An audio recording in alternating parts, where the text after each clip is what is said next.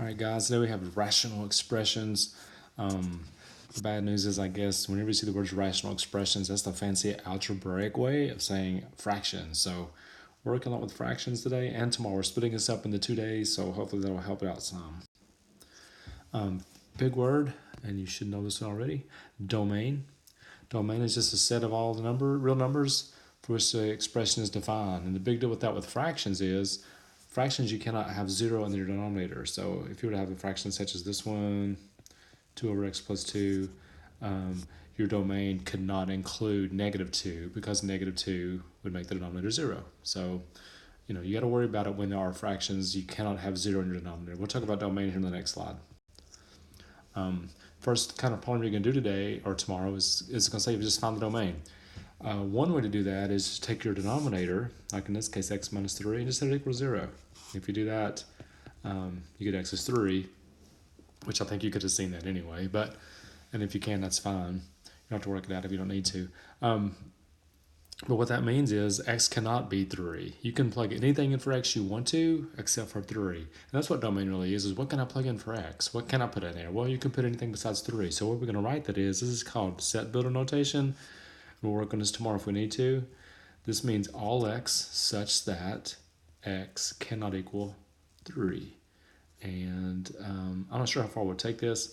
One more step, you could say x is also any real number except for 3. Okay, let's look at the second example over here. Make it a little bigger for you. All I'm worried about is the denominator because, that cannot equal 0. So I'm going to take the denominator and just set it equal to 0. And I'm going to solve it. And this is, I hope you remember how to factor.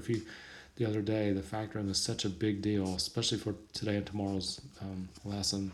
So I get that, which means x might be 5, or it could be -1. But really it means it can't be 5 or -1 because both of those numbers would make the denominator equal 0. So set builder notation again, all x such that x cannot equal 5 or -1, and they are all real numbers except for 5, -1. So that's how you'd write that.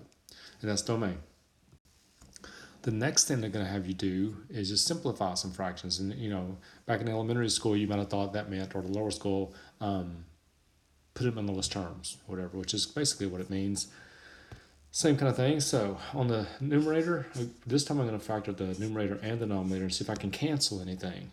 So first thing I notice about the numerator is they're all multiples of 3. So I'm going to take out that 3.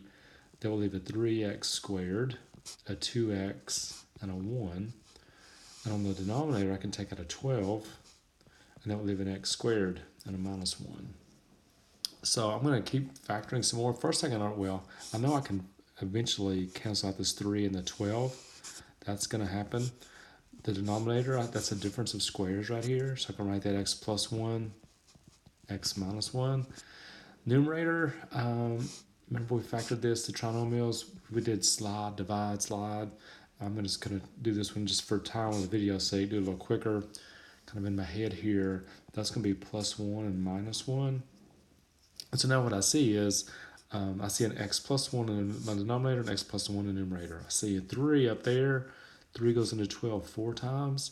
So your answer is just going to be whatever's left in your numerator, which is 3x minus 1. Let me move this up just a little bit. Which is 3x minus 1, over your denominator, which is a 4, and an x minus 1. And that's simplified. If you look where we started, it looks a whole lot simpler than what we started with. And so the second kind of problem you're going to see tomorrow is that just simplify. I think I got 2 more. Yeah, 2 more. Simplify each of these.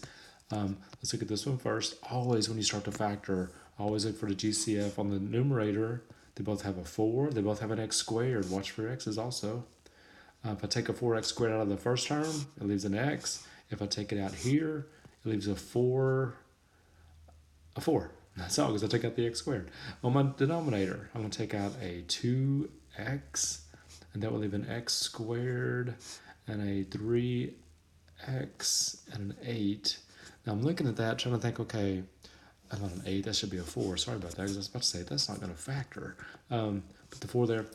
And I'm trying to think what 2 factors of -4 would give me a +3. So I still have this in my numerator. Nothing's changed there. The denominator, I have a 2x. Now I'm going to factor this. factors of 4 that would give me a positive 3 would be x plus 4 and an x minus 1. And now I'm going to start looking to cancel things. So what I see is they both have an x plus 4. I see an x and an x squared. I'm going to cancel that out. It's just going to leave an x. 2 goes into 4 2 times. So what I can do now is I can see what I have left. The only thing that's left in my numerator is a 2x. Don't forget the little x right there. It can get messy if you're not careful. And on my denominator, all I have left is an x minus 1. And that's your answer, simplified as far as we can go. I would stop right there on the simplification, but there's one more here that's a special case I kind of want you to see. I want to tell you one thing here on this video. The numerator you cannot do anything with, so I'm just going to leave the 2 minus x. On your denominator, I'm thinking of what factors of negative 6 would give me the positive 1 that's in the middle right there, and it's going to be 3 and negative 2. So I'm going to go x plus 3, x minus 2. And at first I'm looking at that like, okay, I factored it. I can't, nothing's the same. I can't really cancel. But this right here, the x minus 2 and the 2 minus x are opposites of each other. And to be opposites, every sign has to be opposite. The 2 on the numerator is positive 2 right here. The denominator is negative 2. It's a negative x and a positive x. They are exact opposites of each other. When that happens, think about this. Think about if you had opposites like 4 over negative 4. That would equal negative 1. So what's going to happen, you can always cancel opposites. You can always cancel these out, but you have to get negative 1 when you cancel opposites. So when I simplify that, I get negative 1 in my numerator, and I don't know what just happened. All that's left in my denominator is an x plus 3. So I wanted to show you that you are allowed to cancel opposites, but just make sure you cancel it with a negative 1. Okay, 2 more slides here. The next thing we're doing today is we're going to go ahead and learn how to multiply. And you've done this before. When you multiply fractions, you can just multiply straight across, or you can cancel. I'll probably show you both in class tomorrow, but you're going to have to factor still. It's all about factoring today. So my top numerator, that's the difference of squares. I can make that x plus 2, x minus 2. I'm kind of stuck with the 16a. I have this, and I have this. Now, you're allowed right now if you want to. I could go ahead right here. I could cancel my a plus 2. I could cancel my a and my a squared, my 16 and my 20. But with my handwriting, it's going to be a huge mess. So I'm going to go ahead and take one more step and combine the whole top, the whole numerator, like this. I'm going to combine the whole denominator, like this.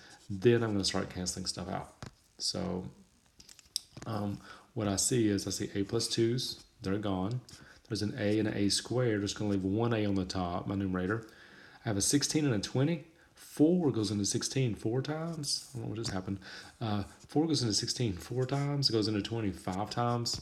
So what that leaves, that's as much as I can cancel right there. So on my numerator, what that leaves me with is a 5 and an a minus 2. And then my denominator, easy for me to say, is just a 4. And that's it. Okay, really almost like simplifying, except you actually did multiply across before you did a simplifying. So let's do one more real quick. I have x plus 4 here. On my denominator, I can take out a 2x, which leaves me with an x minus 3. My numerator over here, I have an x squared, which leaves me with an x squared minus 9. And on the denominator, I'm trying to think, okay, what 2 factors of 8 are going to give me a positive 2? And it's going to be an x plus 4 and an x minus 2. And you can kind of, be honest, you can kind of cheat a little bit because stuff's going to cancel. So as soon as I saw that this was an x plus 4 up here, I probably had a good idea there's going to be an x plus 4 down there. Good idea anyway. Now, before I do anything else, that right there is going to factor some more. But while I do that, I'm going to go ahead and combine the whole numerator. I forgot my x squared there, x plus 4. And when I factor that x squared minus 9, it becomes x plus 3, x minus 3. In my denominator, I have a 2, an x minus 3, an x plus 4, an x minus 2. All right, so here I go. I'm going to start canceling stuff. X plus 4's gone. X minus 3, gone.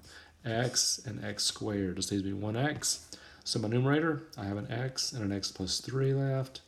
My denominator, I've got a 2 and an x minus 2.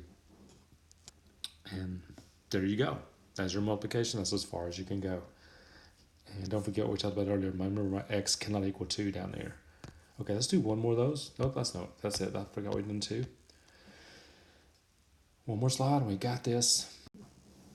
All right, the last slide is just division. Last thing we're doing today is dividing fractions. Now, hopefully remember when you divide fractions, you're really going to change it to multiplication. All that happens when you divide fractions is you multiply the reciprocal of the second term. So I'm going to flip this one,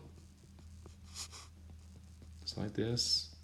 And now once I do that, I'm right back where I was on the last slide. So I'm going to go ahead and factor what I can. On the top, I can take out a 3x squared. That's it squared, which leaves me an x and a 5. On my denominator down here, that's going to be factors of 4 that have to be negative 4 would be x minus 2, x minus 2. And because I'm multiplying, I'm going to kind of combine everything, combine the whole numerator. I have a 3x squared, an x minus 2, and an x plus 5. My denominator, I have a 12, an x minus 2, another x minus 2. So I'm going to start canceling things out here. X minus 2's are out. 3 goes into 12 4 times. I think that's all I have. So what that leaves me with in my numerator is an x squared and an x plus 5. In my denominator, I have a 4 and an x minus 2. I had one more up there, but I think that's good enough. It's the same thing over and over again.